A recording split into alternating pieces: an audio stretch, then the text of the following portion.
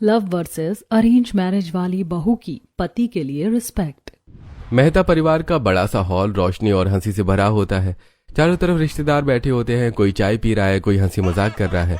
एक तरफ मुकुल सोफे के कोने में बैठा खिलौने जैसी चीज से खेल रहा है, कभी हंस रहा है तो कभी अपने आप से बातें कर रहा होता है। वहीं दूसरी तरफ राघव सबके बीच बैठा स्मार्ट तरीके से बातें कर रहा होता है, बिजनेस की बातें कर रहा होता है। अरे दीपाली, अब तो तेरी शादी का नंबर है, रिया की तो हो गई, अब अगली बारी तेरी है। नहीं चाची, मुझसे पहले तो मुकुल भैया का नंबर है। ये सुनते ही कुछ सेकंड्स के लिए हॉल में हल्की चुप्पी छा जाती है। सबकी नजरें मुकुल की तरफ चली जाती हैं। तुम सबको तो पता है मुकुल की हालत कैसी है। हम तो सोच रहे हैं मुकुल से पहले राघव की शादी कर दे। वैसे भी राघव ने लड़की पसंद कर रखी है और उसकी पसंद तो हमारी पसंद है। क्या? पहले छोटे बेटे की शादी और ऊपर से लव मैरिज? हाँ तो क्या हुआ, आजकल अरेंज मैरिज में कहाँ लड़कियां सही निकलती हैं। शुरू में तो सीधी बनती हैं, फिर बाद में अपने असली रंग दिखाने लगती हैं। कमला, ये सोच बिल्कुल गलत है। दीदी, बात तो यह है कि जो रिश्ता निभाना चाहता है वो निभा लेता है और जो नहीं निभाना चाहता वो नहीं निभाता। नहीं, ऐसा नहीं होता। लव मैरिज में लड़का लड़की पहले से एक दूसरे को जानते हैं, इसीलिए शादी के बाद दिक्कत नहीं होती। अच्छा ठीक है, जैसी तुम्हारी मर्जी, हमें तो बस शादी की दावत चाहिए।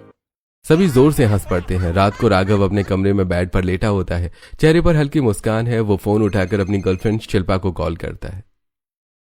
क्या कर रही हो बेबी? क्या करूंगी, तुम्हारी टाइमिंग इतनी खराब होती है। जब मैं काम करने लगती हूँ तभी तुम फोन कर देते हो।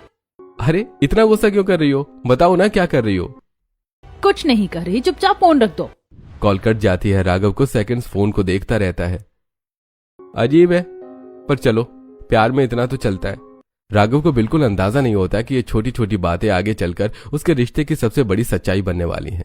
अगली सुबह कमला देवी पूजा की थाली सजा रही होती है और मोहन जी अखबार पढ़ रहे होते हैं। तभी राघव तेज कदमों से हॉल में आता है। चेहरे पर कॉन्फिडेंस साफ दिखाई देता है। पापा मम्मी, मुझे आपसे जरूरी बात करनी है। हाँ बेटा, बोलो क्या बात है। मैंने शिल्पा से शादी के लिए बात कर ली है और हमने फैसला कर लिया है कि हम लोग शादी करेंगे। वो भी आज अपने घर वालों से बात कर लेगी और मैं आप लोगों को साफ बता रहा हूं कि मैं उसी से शादी करूंगा।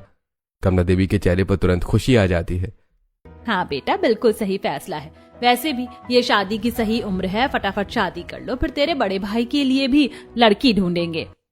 हाँ ठीक है मम्मी, आप लोग पहले भैया से पहले मेरी शादी कर दो। मोहन जी हल्का सा सोचते हैं, फिर सिर हिला देते हैं। अगले दिन राघव और शिल्पा के परिवार एक ही घर में आमने सामने बैठे होते हैं। टेबल पर मिठाइयां रखी होती हैं। सबके चेहरे पर मुस्कान है। माहौल हंसी मजाक से भरा होता है। हमारी बेटी तो बहुत अच्छी है और कमला जी, हम तो पहले से ही बहनों जैसे हैं। अब बच्चों की वजह से हमारा रिश्ता और भी मजबूत हो जाएगा। बिल्कुल सही कहा आपने। सब लोग हंसते हैं। माहौल बहुत पॉजिटिव लगता है। अरे हाँ आंटी जी, कुछ ज्यादा ही सीधी है आपकी बेटी। सब जोर से हंस पड़ते हैं, लेकिन राघव के इस मजाक के पीछे एक सच्चाई छुपी होती है। कुछ महीने पहले राघव और शिल्पा एक ही घर में लिव इन रिलेशनशिप में रहते थे। सुबह को राघव किचन में खड़ा चाय बना रहा होता है और शिल्पा बेड पर लेटी मोबाइल चला रही होती है। शिल्पा, उठ जाओ, चाय बना ली है। तुम ही ले आओ ना, मेरा उठने का मन नहीं है। राघव ट्रे में चाय और नाश्ता लेकर आता है और बेड पर रख देता है। अच्छा है, ऐसे ही रोज सर्व किया करो।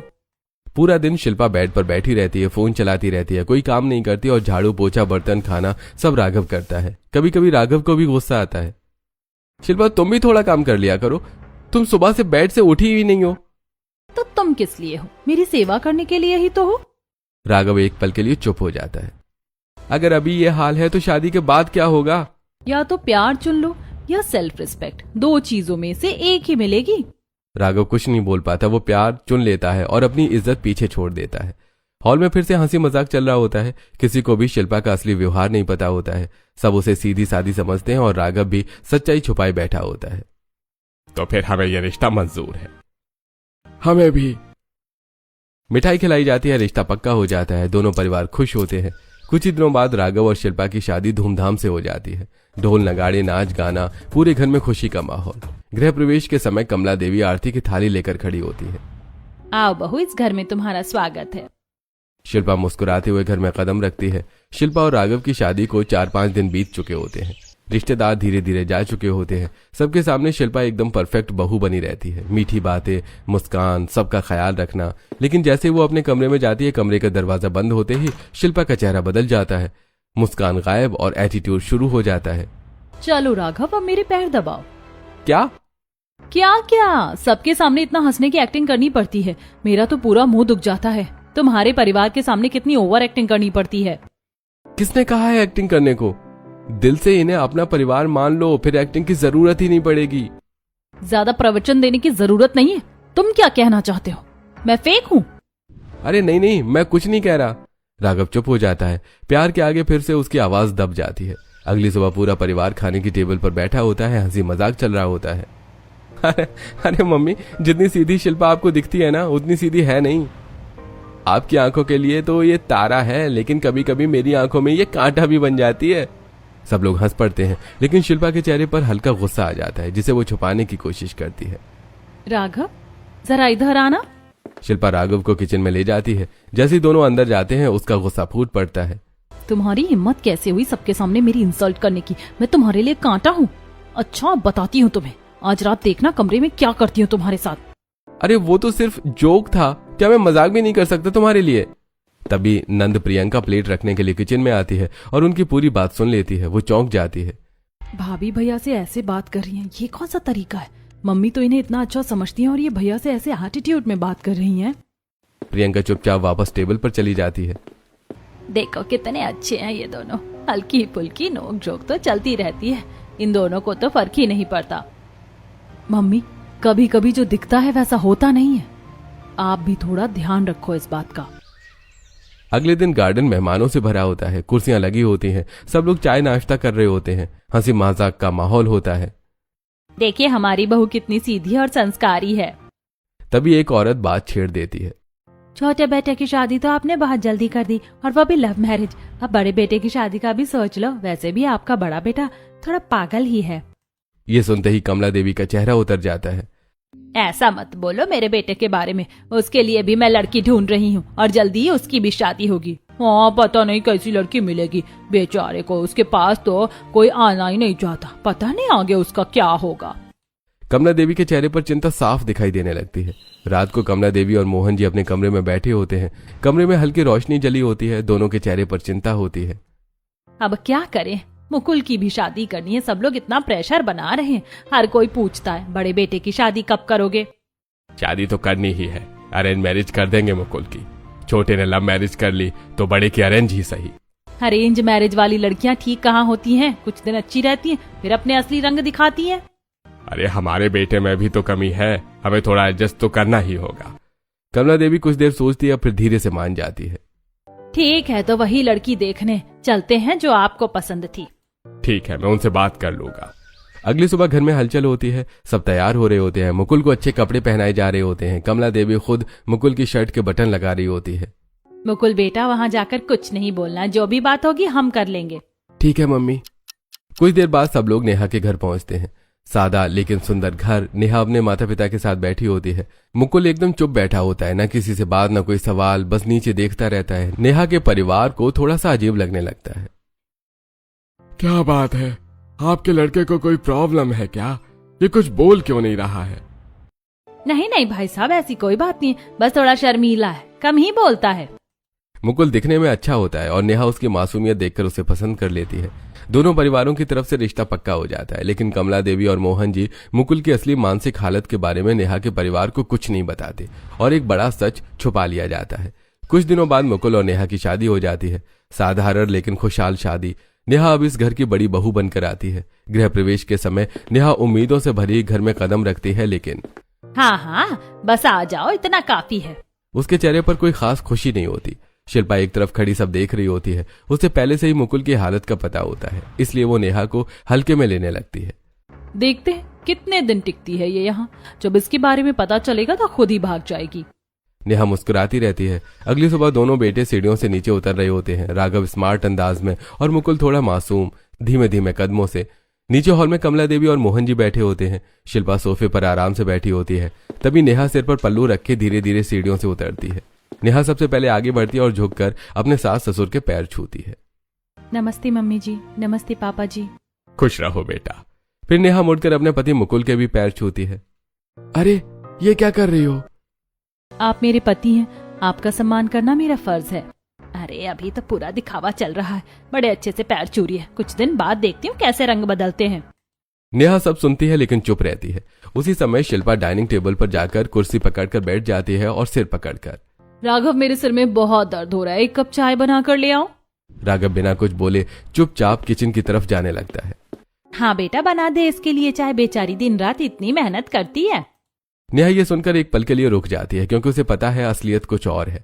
किचन में नेहा अकेली खड़ी सबके लिए नाश्ता बना रही होती है। वहीं बाहर शिल्पा सोफे पर बैठी महारानी की तरह सिर पकड़कर बैठी होती है और राघव उसके लिए चाय बना रहा होता है। थोड़ी देर बाद नेहा सबके लिए खाना लगाकर डाइनिंग टेबल पर लाती है। सब लोग बैठकर खाना खाने लगते हैं। कमला देवी अपने बड़े बेटे मुकुल को अपने हाथ से खाना खिलाने लगती हैं। मुन्ना मुंह खोल, ये ले। मुकुल बच्चों की तरह मुस्कुराते हुए खाना खा रहा होता है। नेहा ये सब देखकर थोड़ा असहज हो जाती है। उसे समझ आने लगता है कि उसके पति की हालत वैसी नहीं है जैसी उसे बताई गई थी। नेहा चुपचाप सबको खाना परोस रही थी लेकिन उसके मन में सवाल उठने लगते हैं कि मम्मी जी इनको बच्चों की तरह खाना क्यों खिला रही है? ये तो बड़ा अजीब है। और रिश्ते के टाइम भी इन्होंने कुछ बात नहीं की मुझसे। क्या बात है, कुछ समझ नहीं आ रहा है।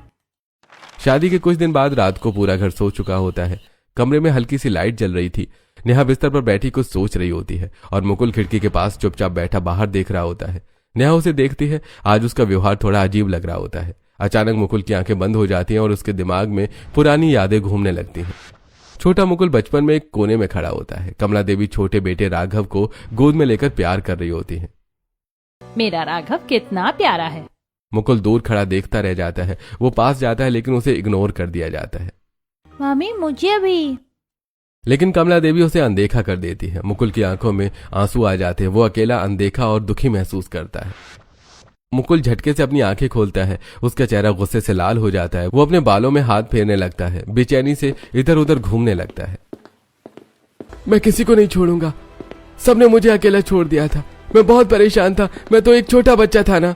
नेहा ये सुनकर बहुत घबरा जाती है और जल्दी से उसके पास आती है। क्या हुआ आपको? मुकुल जी आप ठीक हैं? अचानक मुकुल गुस्से में नेहा को धक्का दे देता है। नेहा पीछे गिरती है। उसका सिर टेबल से टकराता है और उसके सिर से खून निकलने लगता है। आप ऐसा व्यवहार क्यों कर रहे हैं? नेहा खुद उठती है और अपने आंसू रोकती है और फिर भी मुकुल के लिए पानी लेकर आती है। शांत हो जाइए, कुछ नहीं हुआ है, सब ठीक है, मैं यही हूँ। धीरे धीरे मुकुल की सांसें सामान्य होने लगती हैं। उसका गुस्सा कम होता है। वो थककर बिस्तर पर बैठ जाता है। कुछ ही देर में वो सो जाता है जैसे कुछ हुआ ही ना हो। नेहा दूर खड़ी उसे देखती रहती है। उसकी आंखों में आंसू हैं, दिल में डर और सवाल होते हैं। मुझे लगता है मुकुल को कोई बीमारी है, उनकी मानसिक हालत ठीक नहीं है। सब लोगों ने मुझसे ये बात छुपाई। अब उसे हर छोटी छोटी बात याद आने लगती है।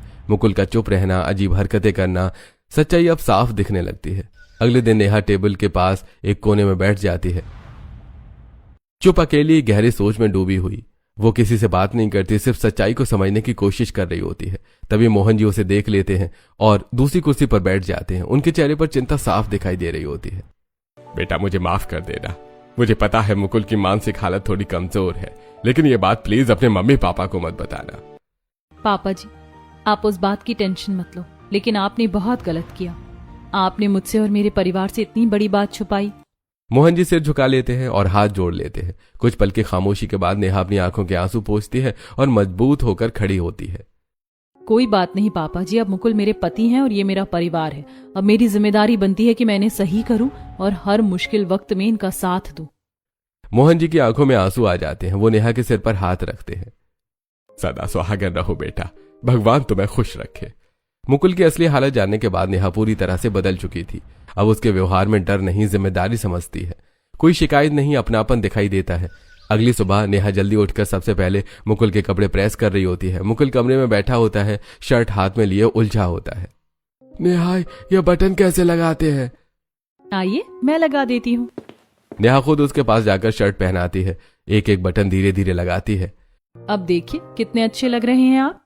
मुकुल बच्चे की तरह खुश हो जाता है। किचन में नेहा मुकुल के लिए गर्मा गर्म खाना बना रही होती है। रोज अलग अलग चीजें, कभी पराठे, कभी हलवा, कभी उसकी पसंद की सब्जी। इनकी तबीयत का भी ध्यान रखना है और मन का भी। दूसरी ओर राघव ऑफिस के जाने के लिए तैयार हो रहा होता है। उसकी शर्ट ठीक से प्रेस नहीं होते, कपड़े हल्के मुड़े हुए होते हैं। शिल्पा तुम मेरे लिए कुछ काम नहीं करती, कम से कम कपड़े तो ठीक से प्रेस कर दिया करो। चुप रहे, जैसा मिल रहा है ना उसमें खुश रहना सीखो।